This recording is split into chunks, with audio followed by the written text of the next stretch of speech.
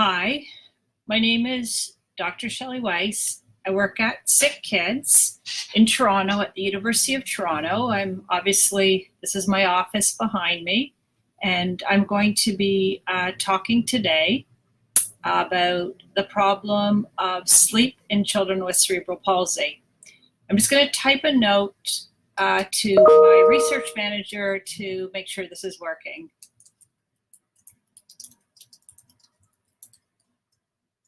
Okay, because I'm talking on this Facebook Live, which is a great type of technology, but now I can see one person is there. Yeah, great. Okay, so this is going to be archived, so if you are watching this later, you'll be able to learn about the problems of sleep in children with cerebral palsy. I'm a co-investigator on a project called Better Nights, Better Days for children with neurodevelopmental disorders. My co-principal investigator is Dr. Penny Corkum at Dalhousie University. And I'm going to periodically give you the link if you're interested in learning more about our research, which is for children with fetal alcohol syndrome disorder, autism, ADHD, and cerebral palsy. And currently, today is June, the 26th, 2019. And right now we're recruiting children. So what I'm going to do is I'm going to talk a little bit about sleep, then specifically about the problems children with cerebral palsy may have in sleeping, and then I'll just tell you a little bit about our research. So first, I want to talk a little bit about sleep, and this is a low-tech Facebook Live. So I printed some slides, which I'm just going to show you by holding them up. So let me get in the right place. So the first thing I want to talk about is what makes people in general sleep and stay awake. So we have, and this is important, I'm going to bring it back to why this is important for children with cerebral palsy. We have two mechanisms that keep us asleep at night and awake during the day. One is called the circadian rhythm, and one is called the homeostatic process. So the circadian rhythm, as you can see on the bottom, is time. The circadian rhythm is the red line, and what it shows is that we're most alert during the day, most likely to sleep at night, and there are certain rhythms of our body, such as our temperature, our hormone release, melatonin release at night, which are all released on a 24-hour cycle and help us to sleep at night and stay awake during the day. The other process, which are these arrows coming down, is called the homeostatic process. And what that means is that we build up a pressure to sleep during the day while we're awake. It's sort of like a spring. It gets tighter and tighter. And then towards the evening, this pressure is so tight that we want to fall asleep. And as we sleep, the pressure releases through the night and then starts again the next day. So I'm going to relate both of these problems to children with cerebral palsy. So first, the circadian process. One of the cues that keeps our bodies on a 24-hour cycle, so we're sleeping at night and awake during the day, is exercise, sunlight, and diet. These are just some of the cues. So if you have a child who has cerebral palsy or another physical disability, and let's say they don't walk to school, or they can't go out, take the dog for a walk in the morning, or get sunlight in the morning, they're missing that important cue to their circadian clock. Another important cue is food. So if a child has, let's say, a G-tube, which is a way to feed children by putting a tube in the tummy, and they're getting food at night when they're sleeping, this is against the circadian clock, because we shouldn't have your GI system or your gut moving at night. It should be resting, and that helps you rest at night. But if you feed someone at night through their stomach while they're sleeping through a tube, then they aren't getting the proper biologic cues to keep their circadian clock on time. The next, the homeostatic process that I told you about, which is like a spring, if you have a child who may not be able to pay attention all day at school, may not be as engaged in what they're learning, and so they are past the age of 5 or 6, they shouldn't be napping, but they're napping during the day, then that spring, instead of being wound up tightly at night, it is sort of loosening up during the day. And so at night, when they should have this pressure to sleep, the pressure's sort of been dissipated. And so that also doesn't help them sleep at night. So that's just a little bit of an introduction to sleep in general and how it can be hard for children to sleep because of these biologic processes that aren't aligned with sleeping at night and being awake during the day. So now I'm going to show you a little bit. We're going to talk, I'm just watching the time. I'm going to talk for about 10 minutes about the problems that can interfere with good sleep in children with cerebral palsy. And then the last 5 minutes, I'll talk a little bit about the research, and then I'll leave time for questions and you can type them. Okay, so here are some of the issues that may interfere with having good sleep in children and adults with cerebral palsy. I'm going to list them and then I'm going to go through each one. So we're going to talk about neurologic problems, musculoskeletal problems, breathing problems, problems with the GI tract, medical problems such as medications, problems that may be related to family factors, environment, and then behavior. So first, we'll talk about neurologic problems. Unfortunately, there are a lot of problems that affect the brain that particularly can affect children with cerebral palsy and lead to poor sleep. So obviously, if a child's having seizures, that's going to wake them up at night and disrupt sleep. When a person's brain is not formed normally because of a problem like cerebral palsy, they may not even get the normal sleep architecture that we should get at night. Some children with seizures may be on anti-epileptic medications, which may disrupt sleep. I already talked about the circadian abnormalities, such as not getting sunlight or having food on the right schedule.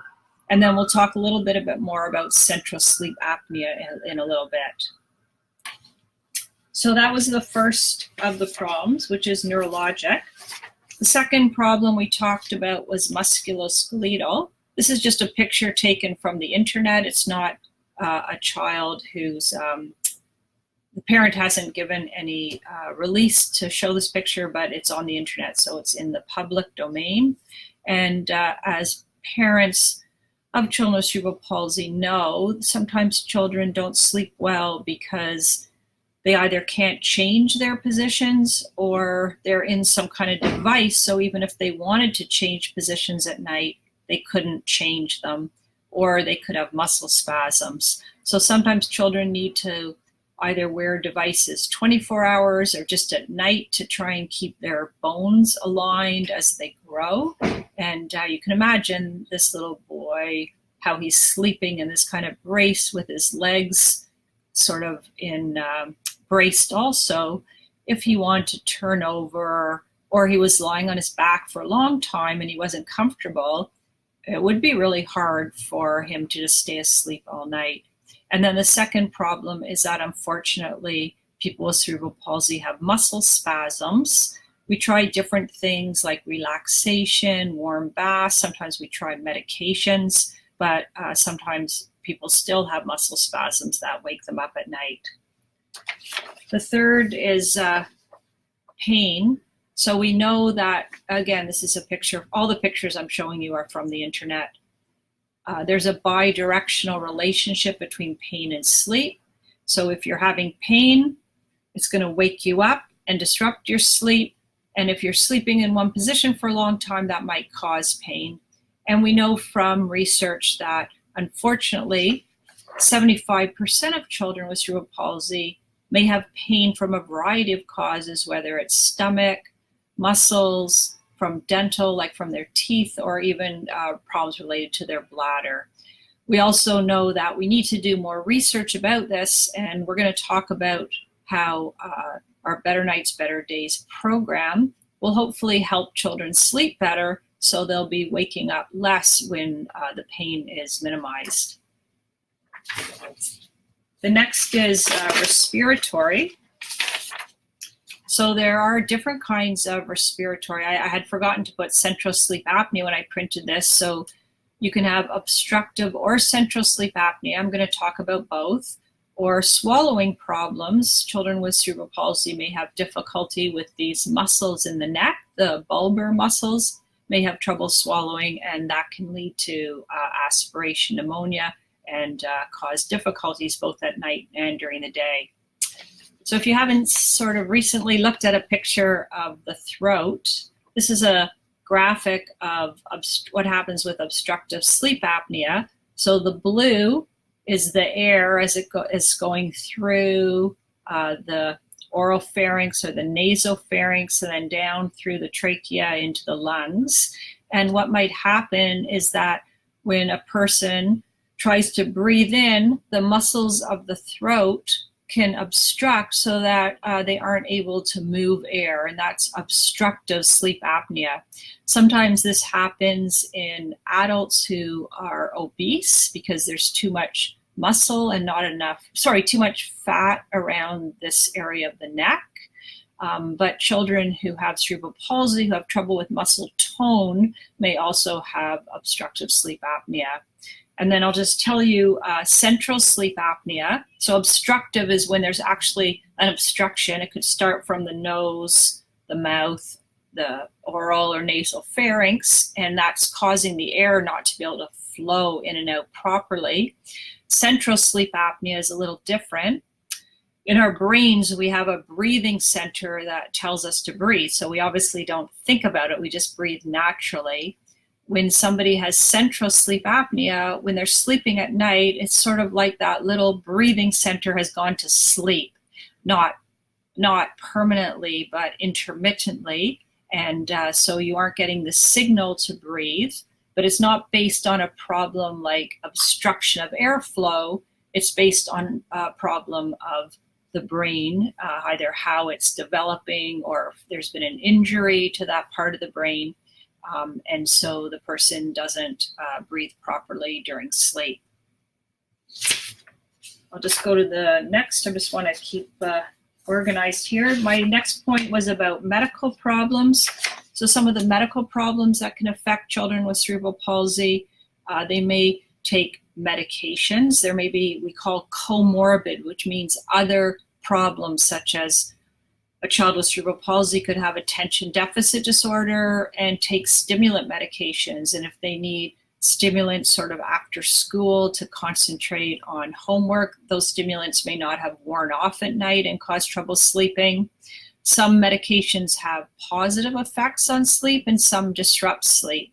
And children may be taking non-prescription things like melatonin, or sometimes physicians will prescribe sedative hypnotics or antipsychotic medications or antihistamines. So there's all kinds of medications that you have to think about if your child is on that could interfere with sleep. The next is family-related factors. So your child may not sleep well with cerebral palsy, but it might be because of maybe you don't have enough information about their sleep. You don't feel that your child will ever be able to sleep, so you may give up. Obviously it's much more challenging to parent a child with a disability, and so at night you may not want to insist your child settles on their own. That's the first point, just feeling a bit guilty at night, which is natural. And so if your child doesn't settle alone at night, they may not be able to get back to sleep when they have natural arousals or wakings at night. Sometimes one parent may feel that you should be more let's say, consistent about sleep, and another parent in the same family may think that you're being too tough on a child. And so if there's discord between the parents, that may influence how a child sleeps. Sometimes you have other caregivers, grandparents, aunts and uncles, nannies, daycare workers, and if there's any inconsistency between different people who help a child to fall asleep at night, that can also cause problems. Some parents are just worried, if you have more than one child in the family and your child with cerebral palsy is making a lot of noise or fussing at night when you're trying to teach them how to sleep and it's bothering their sibling, then you may not be able to continue with trying to help your child learn to sleep better. It's very important to think about your own health, whether there's any depression in either parent, and whether that needs to be addressed with a family physician. And then the last thing is fatigue. So obviously, when you're thinking about sleep and helping your child sleep at night, if you're also really exhausted, it may be hard to follow through with making changes. And the last point is environment. So if parents are sleeping in a room with a child, if they're waking up a lot at night to need to help a child change positions or move, or if the child isn't comfortable in whatever bed they're sleeping in, then these problems can also lead to trouble sleeping at night. So in the last few minutes, I'm going to talk about our research. So I've talked about different kinds of sleep problems, central sleep apnea, obstructive sleep apnea, but what our research, which is called Better Nights, Better Days for Children with Neurodevelopmental Disorders, focuses on is called behavioral insomnia. So children with cerebral palsy, just like typically developing children and children with other neurologic problems, the most common reason that they don't sleep is because they haven't learned good sleep habits, and they haven't learned to settle at night initially when they fall asleep, when they wake up at night, and so they don't sleep through the night. There can obviously be other problems. So if your child snores or has seizures, there's a medication affecting their sleep, you need to talk to your child's primary care physician. But the program that we are researching and trying to recruit children for right now is to look at children who don't have obstructive sleep apnea, who don't have seizures waking them up at night, but still have trouble settling to sleep independently and sleeping through the night. And that's called behavioral insomnia. And that is the most common problem for, as I said, children with cerebral palsy and all children. So what we've done is Dr. Corkum and I and our co-investigators, so we have a group of co-investigators from across Canada, and we have a wonderful research assistant, Sydney Dale McGrath, and we have a postdoc, Dr. Rigney, who helped us. So a lot of people put a lot of effort into developing this intervention. It's delivered by the internet, so you do not have to have any appointments. You obviously have to have access to the internet. And what we've done is we've developed sort of a 5-step program to teach parents how to help their children sleep at night. And you can see here that there's 5 sessions. The first is sleep information. The second is learning about healthy sleep practices. The third is learning about how to settle your child back to sleep at night. The fourth is how to settle your child when they wake up at night. And the last one is looking ahead, or I know you can't read it because I apologize, it's a little bit dark down here, but looking ahead, how once you've taught your child how to sleep better or resolve their behavioral insomnia, how you're going to continue when the intervention is over, keeping them sleeping through the night. And this is just some information about the program. It has on our website, which you can see at the bottom, www.ndd.betternightsbetterdays.ca. If you go to the website, you'll see all the information. If you click on Can I Participate up here, it will tell you the ages, what children are included or excluded, and you can find more information about our research. But I think the most important point, whether you're interested in the research or not, is that children with cerebral palsy, just like typically developing children, can definitely learn to sleep better.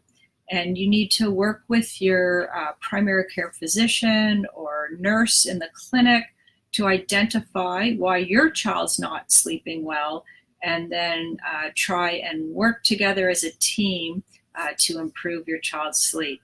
But I would be very optimistic that your child with cerebral palsy, like other children, can learn to sleep better.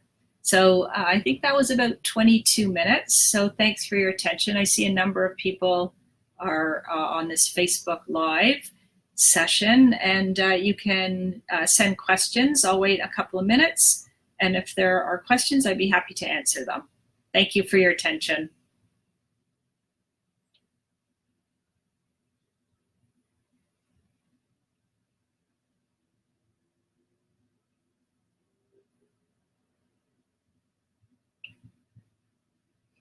While we're waiting, I'll just, in case there are no questions, I'll just let you know that we are recruiting for our research, but once we're finished the research, we're hoping that it will be successful, and then we are hoping that we can find a way to make it available to parents if it is a successful way to help children sleep better.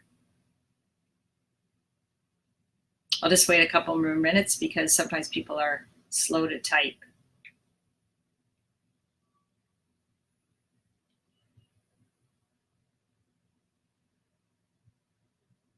Okay, I don't think there are any questions. So again, thanks for your attention. Have a good day. And if you're listening to the archive of this talk, you can go to www.ndd.betternightsbetterdays.ca for more information. Thanks.